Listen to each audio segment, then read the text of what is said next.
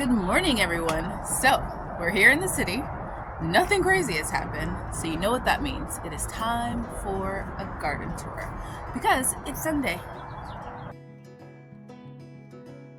Hi everyone, welcome back to my channel. I'm Shamira Benson, one part of Team Benson, and today we are out in the garden.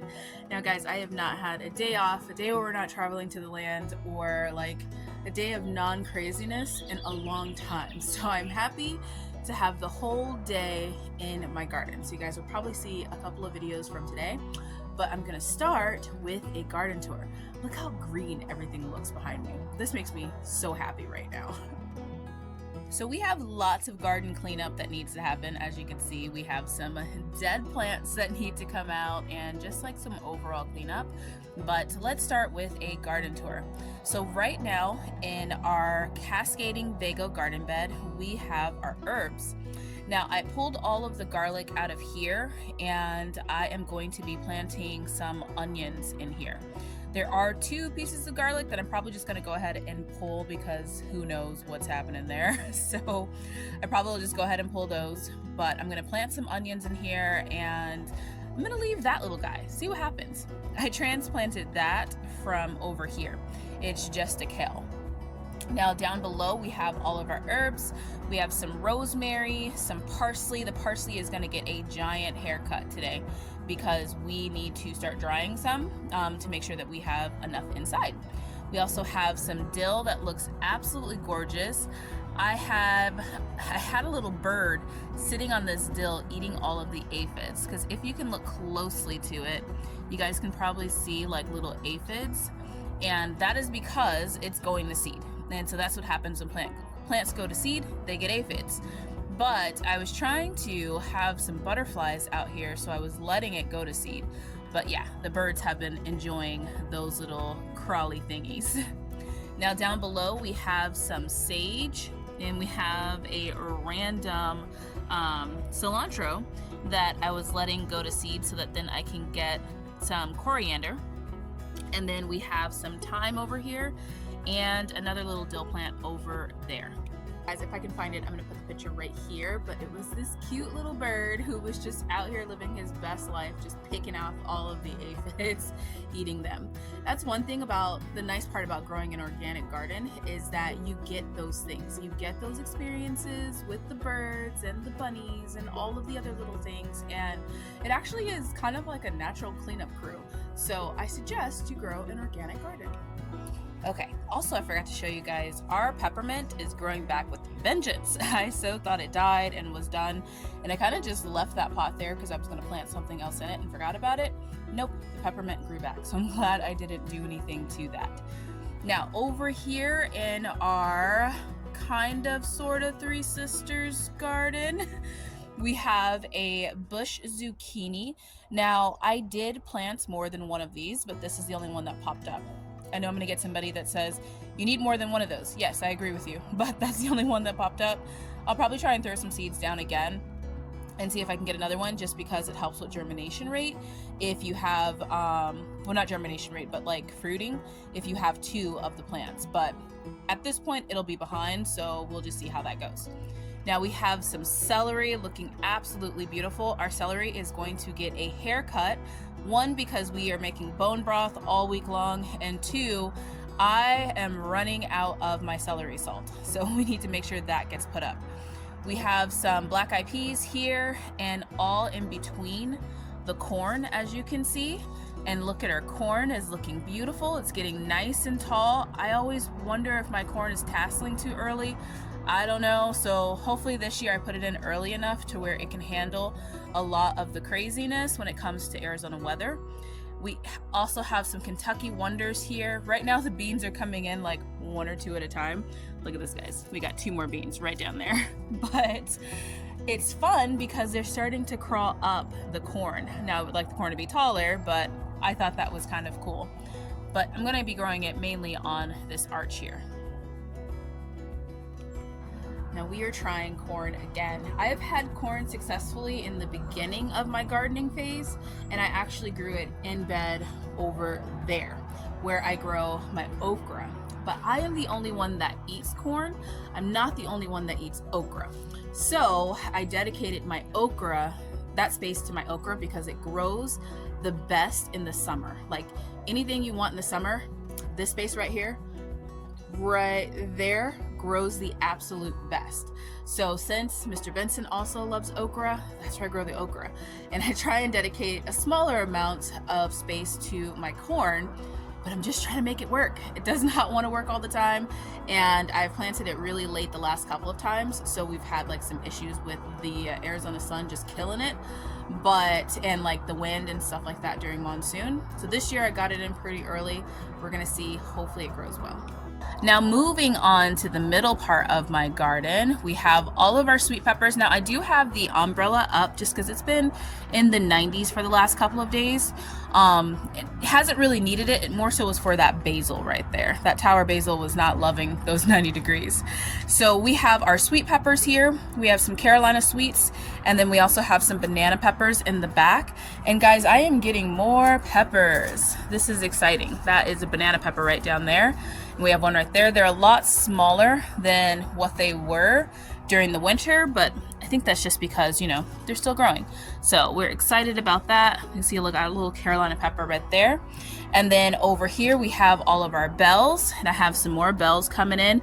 I do need to fertilize this area, or these two, and get them some food, I think. So I'm gonna probably be getting like some fish fertilizer, get that on there. But I have some yellow bell peppers, some red and green. Right below here we have some potatoes. This was the only one that had potatoes that popped up, but I did plant more potatoes here, and there. And then look at these onions, guys. Look at this. You guys know that I have had a rough time with onions too, bulbing up. Now I want to cut some of these stems off just to try and get, or not the stems, but the leaves. Just trying to give a little bit more energy going to the bulbs now that it's bulbing up. But I'm pretty excited about this. This is an improvement on my onion gardening skills. We have our tower basil right here. Now this one is growing a lot of really short leaves, so I'm probably going to prune it back and just dehydrate these for dehydrated basil and let it kind of like live its best life a little bit to try and survive the summer.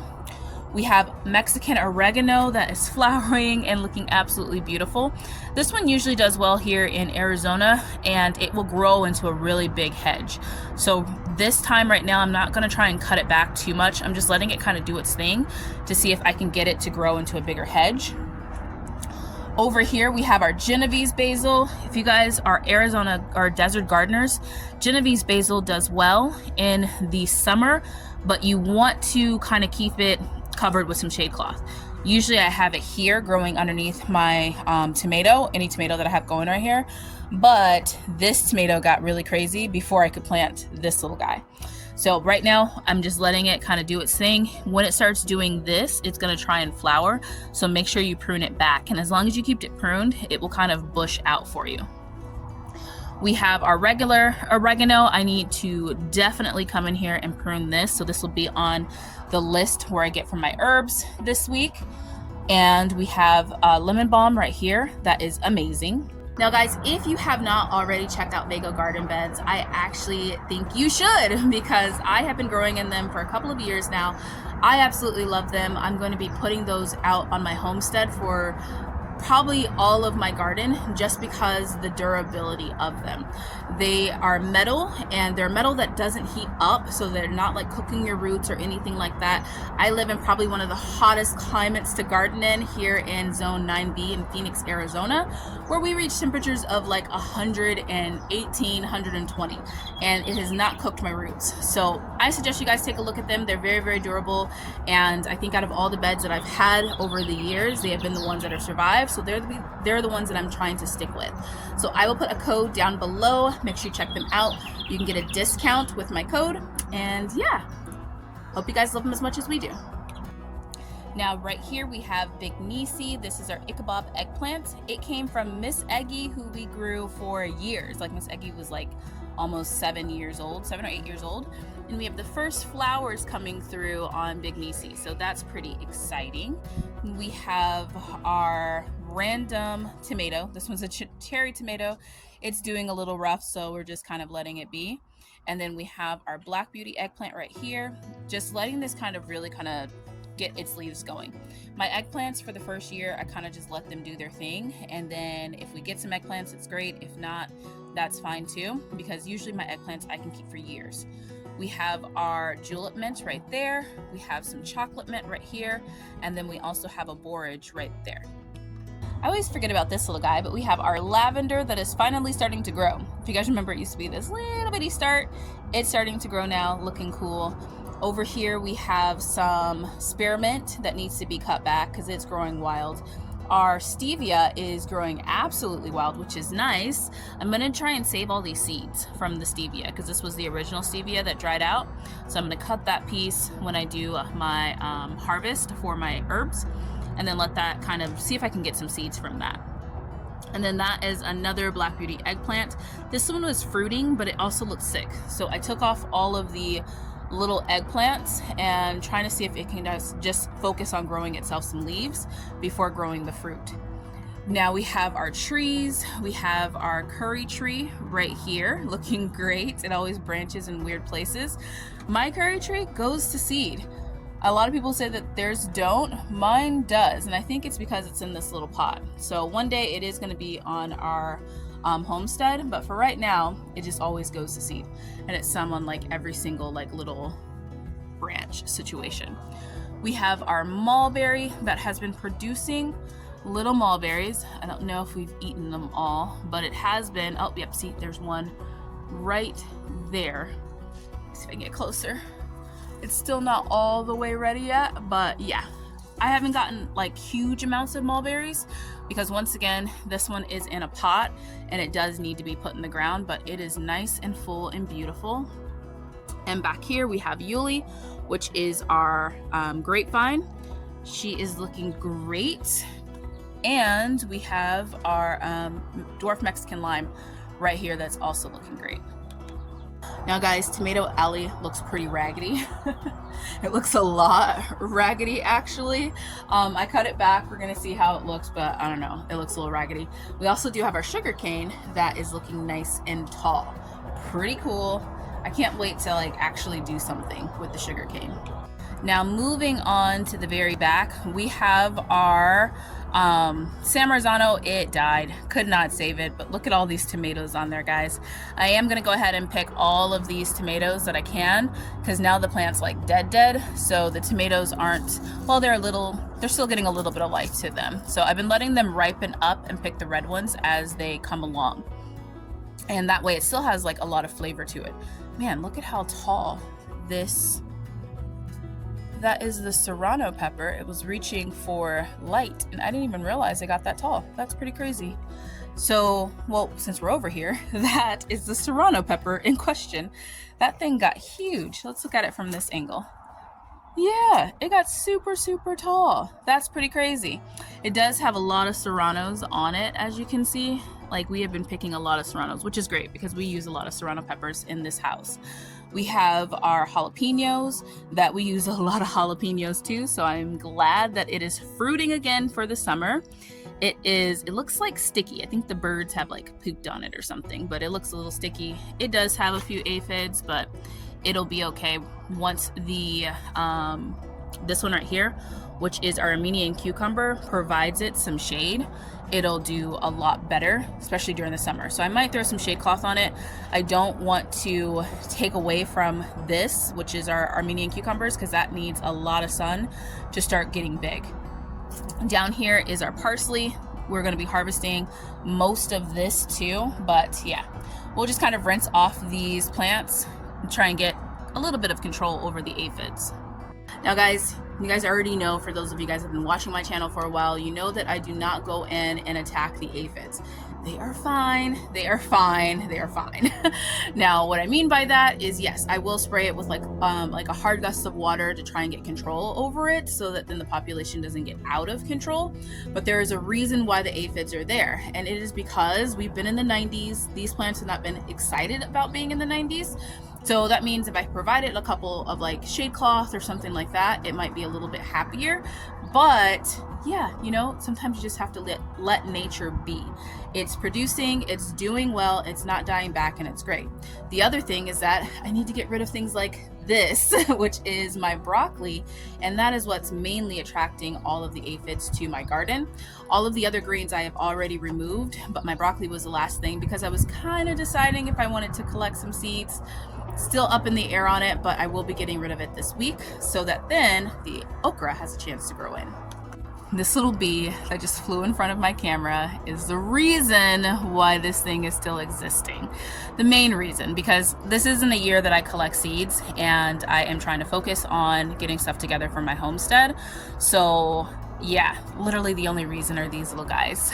If you guys don't know, bees like to go to the same plant, like they collect from the same plant. So it's been its little plant. But I am going to be taking out this one, and if I don't take out this one all the way, I am going to trim it back. The seeds feel like they're pretty developed in here, so I think that we're actually good to start collecting seeds. Usually I let it dry all the way out if I'm collecting seeds, but I'm still up in the air about if I want to do that or not. We do have some okra right down there. It's not my heavy hitter okra. This one is an emerald okra. We want to make sure these plants are healthy, so that's another reason why we want to go ahead and take this out. We have some onions right below that need some more sun. We have some celery in there. We have a lemon balm. Nope, that one is a holy basil right there. And look at our beautiful spinach. This one is a Malabar spinach. These leaves are coming in nicely, guys. People ask me what I do with Malabar spinach. We eat it. One of my favorite things to do is make a cream of spinach. And when I get enough leaves without like kind of taking over the plants or killing the plant, then I'll make a good like cream of spinach, or I add it to like soups and stews and stuff. We have some Chinese red lung noodle beans back there looking great. And then we also have some celery right here. Now over here in our kids' Vago garden bed, we have our onions, and look at more onions. More onions bulbing up, guys. So excited about that. This is going to get a haircut. This is our celery. Now this celery grew crazy good right here in this area. I think I'm going to plant celery here again. And we used a lot of this, guys. Like I had cut this all the way back during Passover. So I'm pretty excited that it is growing like this. Now, if I look in here, I can see this celery. It is trying to go to seed. And that is because this is in the hottest part. So we're going to try and get as much celery as we can before it fully goes to seed. And yeah, it's going to be great. We do have some more Kentucky Wonders right here.